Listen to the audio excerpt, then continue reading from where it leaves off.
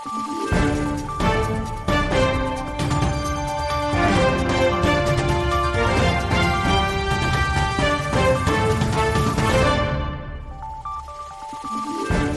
adlaw sa tanang mga Pilipino sa tibuok nasod ug sa nagkalain-laing parte sa kalibutan. Magandang araw po sa lahat. Ako po si Claudette Loreto at ito ang Valiente News. Araw-araw mula Lunes hanggang Biyernes sa ganitong oras ay ibabahagi namin sa inyo ang mga balita at iba't ibang impormasyon tungkol sa Office of the Vice President.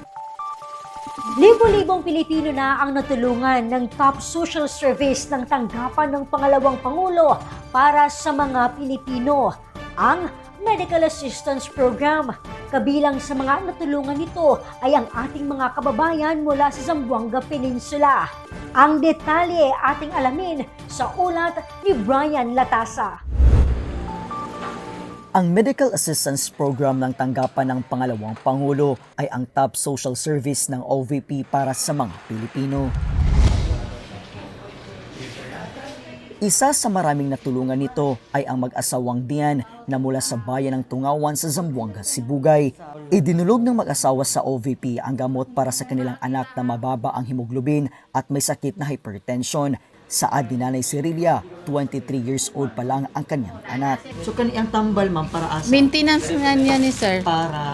Para sa tapos kaon, paudto, pagabi, kinahanglan na agad siya maintenance.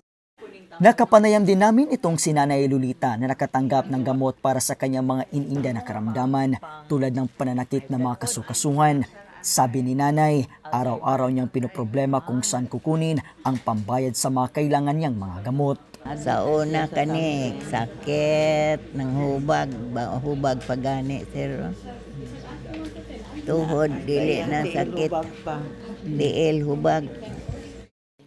Itong si Nanay Gina, 6 na taon nang umiinom ng maintenance dahil sa sakit na diabetes. Kwento nito sa amin, kulang pa ang kanyang kinikita para sa pang-araw-araw na pangangailangan ng kanyang pamilya, kaya di siya nakakabili ng gamot.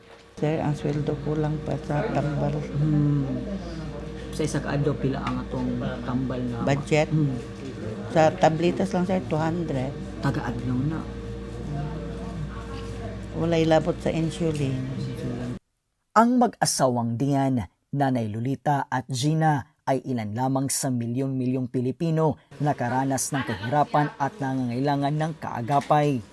Kung kaya't naniniwala si Inday Sara na di lamang responsibilidad ng isang ahensya ng pamahalaan ang pag-abot ng tulong sa mga Pilipinong nangangailangan dahil ito ang buong trabaho ng buong pamahalaan. Mula po sa Tungawan, Zamboanga, Sibugay, ako po si Brian Latasa, ang lahat para sa Diyos, bayan at pamilyang Pilipino. Valiente News. Tulad ng sinabi ng ating mahal na pangalawang Pangulo, patuloy na maglilingkod sa taong bayan ang kanyang tanggapan.